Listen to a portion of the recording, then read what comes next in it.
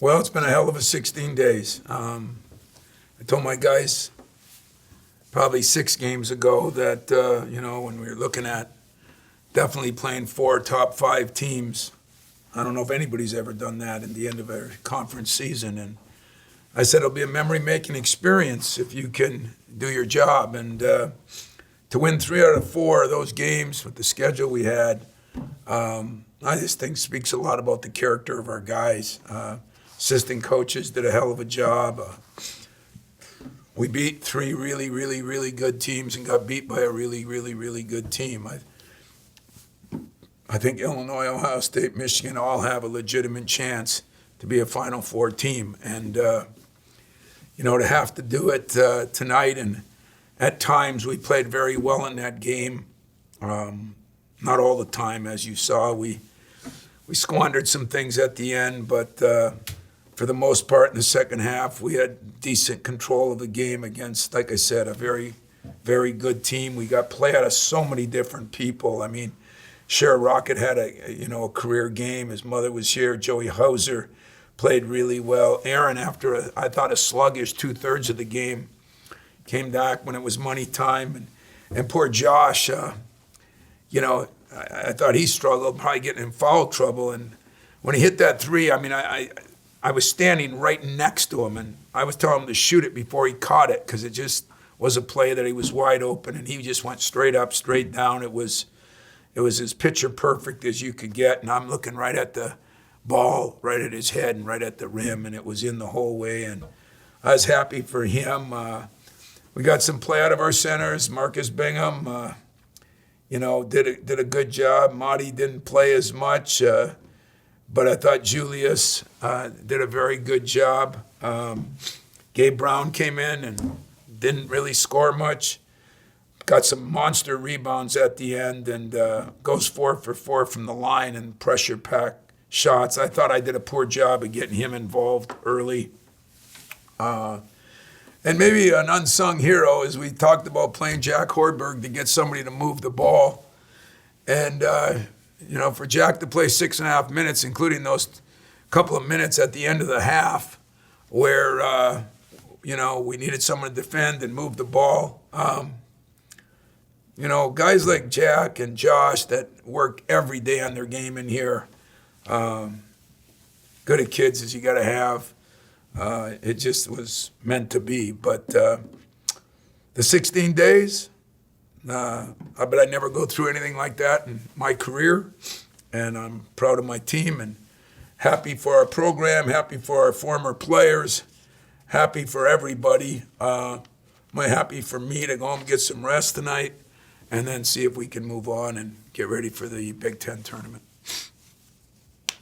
First question comes from Larry Lake. Can you reflect on the performance Rocket had today, and can you share some of what you said to him after the game on the court? Well, it's been tough for Rocket, trying to figure out the difference between being a point guard and a 2 guard. We did talk about some things that we thought we could exploit that we didn't do as good a job of the other day, and he got downhill pretty good. And, I just told him, I said, man, if you just would, he said, I took a couple bad shots. Yeah, you did, but a couple isn't as bad as whatever. And he did what we asked him to do, and that was get downhill, get to the free throw line, get inside the free throw line. And there were some opportunities to pull up, and that's when he told me, Coach, my mom came for the first time she's seen me in college, and even tough old Rocket, was in tears. And those are the kind of things that make the job worth the job, because there's a lot of things that don't make the job worth the job, but those are moments. So they had memory-making 2 weeks, and I got a memory-making moment that day to see how much that impacted him. That was pretty cool. Next, we'll go to Chris Solari. I know that there's still obviously games ahead next week, but with those 3 wins over top 5 teams here in the past 13 days or whatever it is, do you feel like you guys have done enough right now to say we deserve to be in regardless of what happens down in Indy? It's funny. I was listening to a show last night, and kind of a guy who has a little bit to say said, I don't think anybody with a losing record in their conference should ever be in the tournament. And I just thought, man, nobody appreciates how good this league is. That's part of the problem. And because where we can say, well, it was like the ACC, in '04. I don't know how many teams the ACC had in the conference in '04, but it probably wasn't 14, was it?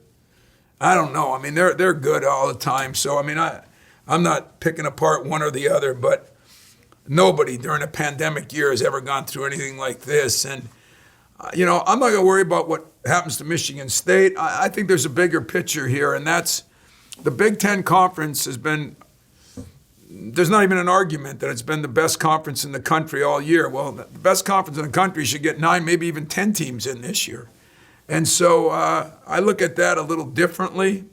But I'm not on the committee. Remember the year we thought we were a 1 seed and we didn't get there, and that was the year we got beat by Middle Tennessee. You know what? I'm not politicking for anything. We did just about everything we could do.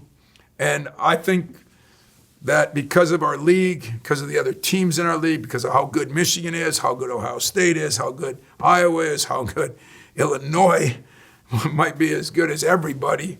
And to think we beat 3 out of the 4 top 5 teams, I think, if I had a vote, I'd vote us in.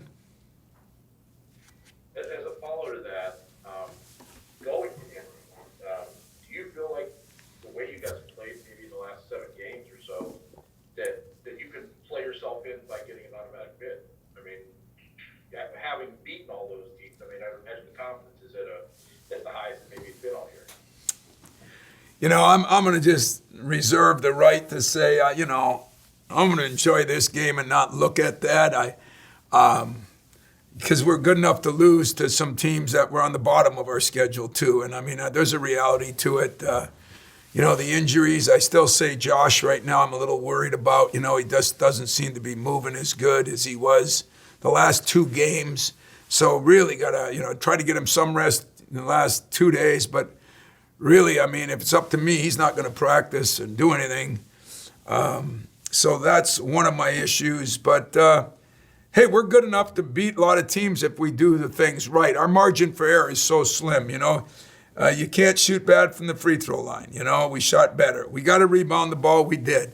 The biggest thing is, we had 8 turnovers. And when we're under 10, that makes a big difference. We shot it pretty good from the field. We didn't take a zillion threes. We did some things we could learn on. But we're still not running like we were. And I think part of that is our wings aren't running as much because for Josh and Aaron, a little worn down. And, as I said, the unintended consequences, if you get an injury, you know what your injury is. When you've had COVID, like some of those guys have, there's unintended consequences that could last for months. And I don't know that. So I'm going to go down to Indy feeling good about our team, knowing we had a lot of work to do. And we're good enough to win some games, and we're good enough to get beat in the first game. I don't know who we're going to play yet. I guess it's Maryland or Rutgers. And, both those teams have beaten us. We beat one of them. That's kind of the way the whole year is. So who's playing well? It wasn't like we shot the lights out today. We won it the old-fashioned way. We probably won it defensively. It wasn't for that stretch at the end. We had a 10, 11-point lead, missed a couple of front ends of a 1-on-1. Or maybe we could have put it away, but Michigan's good. They got a really good team. He's done a great job, and they'll be a force to be reckoned with. And who knows, we might play them again.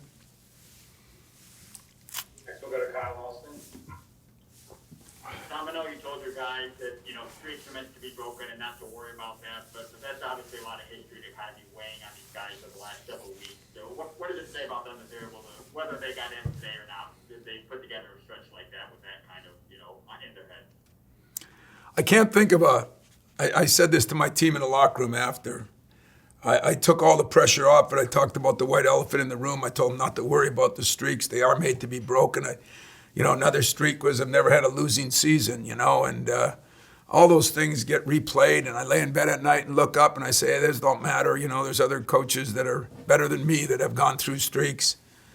But you're damn right it matters. I mean, it matters to me because it matters for Mateen. It matters for what they built. It matters, for Travis and Raymar and Draymond and, all the guys throughout the years, Gary and of course, Denzel and then Cassius and Xavier. I heard from Cash this morning, and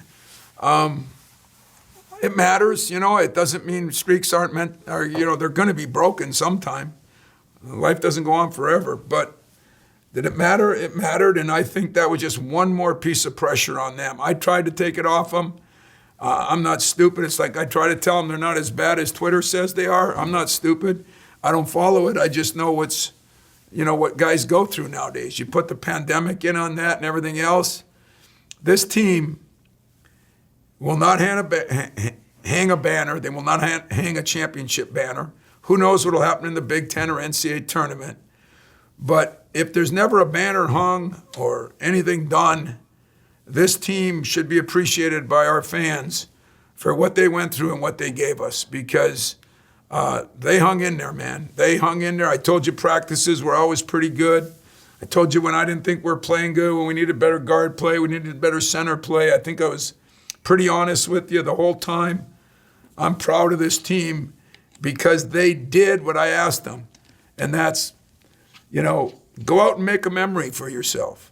Because 15 years from now, when they talk about the pandemic, they can say, yeah, we fought through it and found a way to get into that tournament, and that's going to be worth a memory-making moment. I promise you that. Next we'll go to Audrey Delbert. Hi, Tom. Rocket last year in the regular season finale, he had 19 points in the game against Ohio State. They obviously had a career day. Did anybody remind him of that in secondly? Just how important was it to see that, you had more, Aaron Henry had more support with him and Hauser? Yeah, Hauser was big too. I mean, Rocket was big because, he for the most part, he took pretty good shots and things like that. But, it is funny because a coach, an old retired coach, called me yesterday morning and he said, your team just looks like they're at the end of that Michigan game. They were so bummed out. They looked defeated. He says that they forget how good they had to play to win some of those games, whether it be at Duke or, Rutgers at home or Illinois and Ohio State. He says you should get some of those. So we had a 12-minute video of just all the plays that Hauser made or Rocket made or this guy made and put it to a little TV stuff. And, I'd like to say to that coach that did that for me, thank you, because my video guy did a hell of a job in about 15 hours and got it all done. And, I was impressed by it. Last night, I don't know if they were, but I was, and I think that had something to do with it. You start losing confidence in yourself, especially this day and age when the social media is killing you. And I thought that brought some confidence in them that this is what I can do. So I didn't bring up last year's game, to be honest with you. I'm trying to push Rocket in a lot of ways, and sometimes, it's good. Sometimes it's not as good. But, I felt there was a calmness to him today. Coming off the bench almost helped him in the first half. He was very good in what he said and what he did. He shot the ball really well in pregame shoot-around. And I'm happy for him. I'm really happy for Hauser. He made some big plays, got some big rebounds. I think Bingham doesn't get enough credit, probably from his coach, but gets 8 rebounds, had a couple of blocks or 1 block and a couple of change. We just had a lot of guys that did a lot, and some of them didn't show up in points, but you're right. We got a lot of play, and Rocket was really good, and it did take a little off Aaron. If I could get Josh and Joey now back consistently, then we turn into a real good team, I think. Thank you. Next we'll go to Jana Arnold. Hi, Tom. I know you mentioned this a little bit earlier, but looking back at that Langford 3 late there in the final minute, how did that feel as a coach watching that go down, especially given the plays leading up to that, he had a foul, he had a turnover, so to kind of make it up with that play? not to be goofy, but I just kind of looked up at the heavens and said, you know, if there's ever a kid who deserved to have some success, his mom and dad drove all the way from Alabama to see him, it was Josh. I mean, that kid has been the difference in this team, and most of it has been somewhat with his play, but somewhat with his voice. And I swear, I did say shoot it before he caught it. It was just like it was meant to be. I'm not kind of that way all the time, but if there's ever a guy that I just said, wow, you know, that's supposed to happen. It was that shot, that kid, for all he's given me and all he's been through. Next we'll go to Lindsey Huddleston. Hey, Don, great win. To the point of the former coach that reached out to you, I know you're not big on taking praise yourself, but you know, how do you feel about how you finished this season and considering what you were up against, giving yourself a pat on the back, what your team overcame and what you've done? You know what, Lindsey? I'll give my assistance. I tell you why. I told you earlier I didn't think I did a great job because I don't think I handled the COVID situation and understood it enough. And I really mean that. That's not humility. That's, you know, I wasn't getting through to them. I talked to another couple of good coaches that are really good coaches that said they had the same problem. My assistants hung in there. The scouting reports, I think the last 3 weeks have been so detailed and so organized. And all three of those guys, you know, Mike and four of them, DJ, Dane, Doug, they all did a great job. We met, we text, we had film sessions with our guys. That's the one thing I do appreciate. You know, we didn't quit working, and I told you our practices were always pretty good.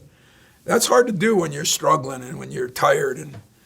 But man, what a day, what a night. I just sad that there weren't 15,000 people in there. I hope all of our fans that are out watching and watched on TV, I hope you appreciate the players and the assistant coaches because they did a lot. You know, I get paid to do this job, not that they don't, but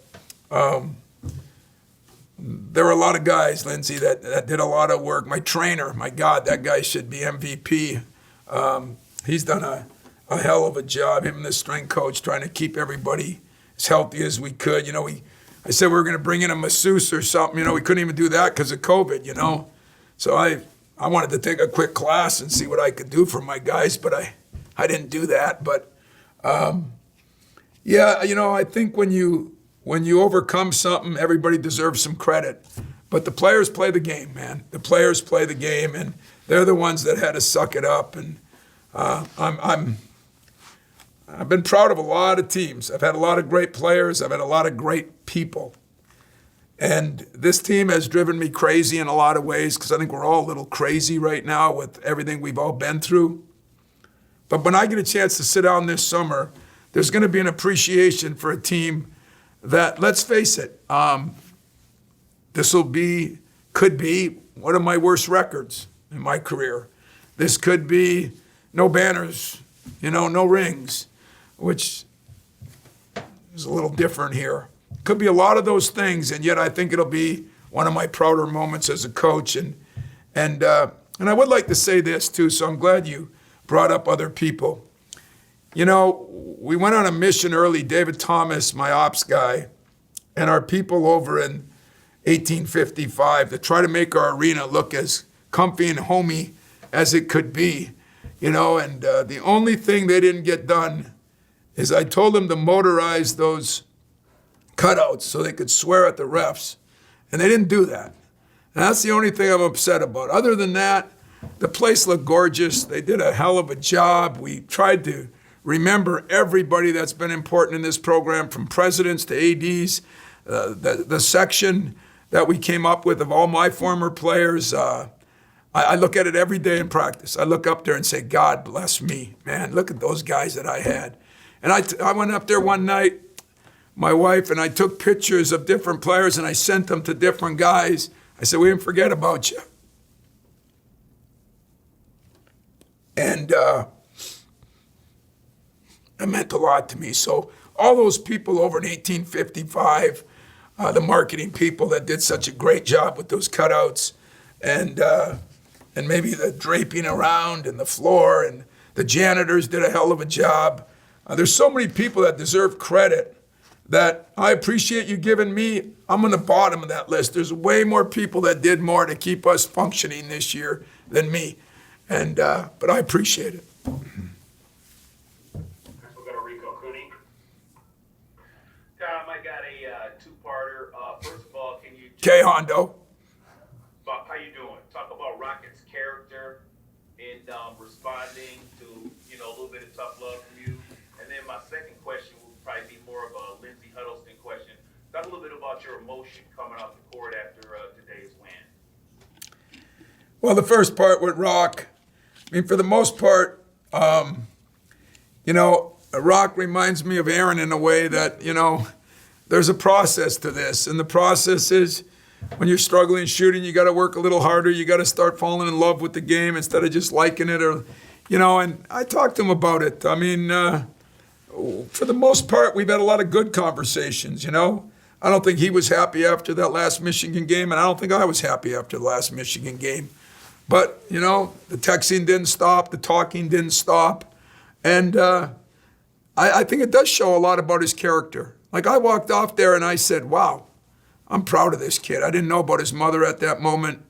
And I just looked at him and I said, hey, you came into the huddle, said, I took a bad shot. And I said, yes, you did.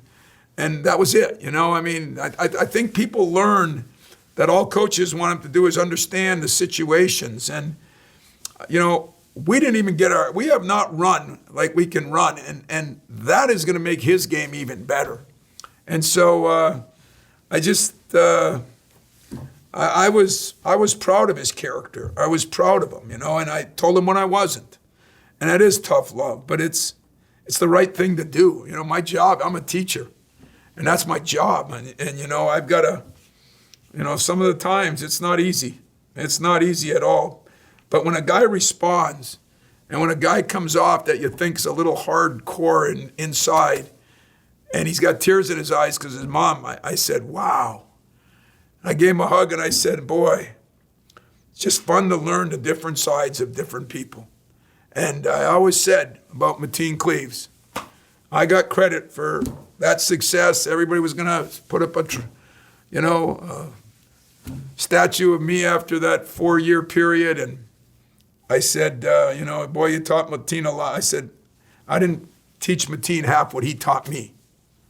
He taught me how to deal with different races. He taught me how to understand people from different places. I mean, that kid taught me more than anybody, to be very blunt and honest, because it was a time and I needed to learn. So coaches learn too.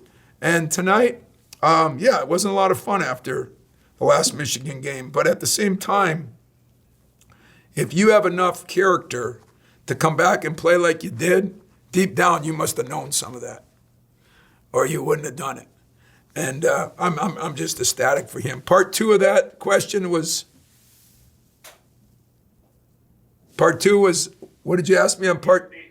The emotions that came out from you. Yeah, walking off that court and seeing him and, hearing some fans in the stands. I mean, that was incredible. I mean, seeing some parents, seeing my family there. There were people in the stands that I haven't seen, and that meant a lot to me. This place means the world to me. It always has, and it always will. And, I know our former coaches were there. Some of our football guys were there.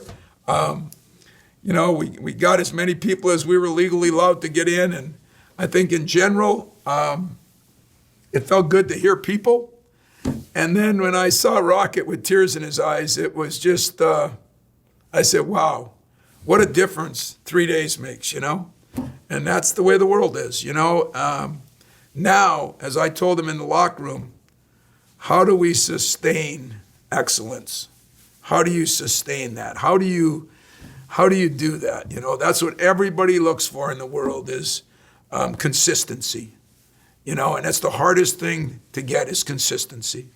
So, we've had a pretty consistent 2-3 weeks here, a little slip up here and there, but a pretty consistent 2-3 weeks. Not always playing great because we're not great, but as we're getting better. And I got to admit, when I walked off that court, I felt a little bit of the weight of the world off my shoulders because I thought we earned the right to be in, whether we are or not, Who knows? I won't look at that tomorrow. Hey, we got to win the first game at the tournament. You know, we got to do this, we got to do that. But we did what we needed to do or supposed to do. And I keep saying, if you look at when we came back, and remember now, we played all 20 games. You know, we played those games a couple days after coming back from COVID, and we got our butts kicked. And those kids hung in there, man. Played those 3 games in 6 days then with Rutgers, Ohio State, and Iowa. And I don't know if anybody gives them credit for it, but they deserve some credit for it. But they really deserve some credit for getting them off the floor and doing what they did. And emotionally, I'm a happy camper. This doesn't happen very often. Thanks, Coach. Thank you. All right, we have one final question. It goes to Brendan Quinn. From the job you guys did defensively on Wagner to the job you did on Dickinson, can you just go from the last game to today, what you're most happy with in terms of the adjustments to your game plan, your scouting report, whatever it may be? Well, as dumb as this sounds, Brendan, it was more offensively. I thought we were more in an attack mode offensively. We thought we had to do a better job with trying to exploit their ball screen defense. I thought we went at them. So defensively, I mean, they're really good. They got so many guys that can shoot it, you know. And then if you start extending on those shooters, you got a 7-1 guy in there to deal with. And so I thought we found a happy medium. We got some help. But I mean, hey, you know what? One game you make some shots, one game you miss some shots. I thought we were pretty solid defensively, but I thought we were better offensively. At their place, I thought, you know, we were terrible offensively, and part of that was they were good defensively. So just happy as hell to get a win, guys, and happy as hell to win 3 out of 4 against those caliber of teams, and happy to have the night off and look forward to tomorrow when we can start planning, give the players a day off, which they haven't had in weeks, and then see what we can do for the tournament. Thanks for your time, Coach. Thanks, guys.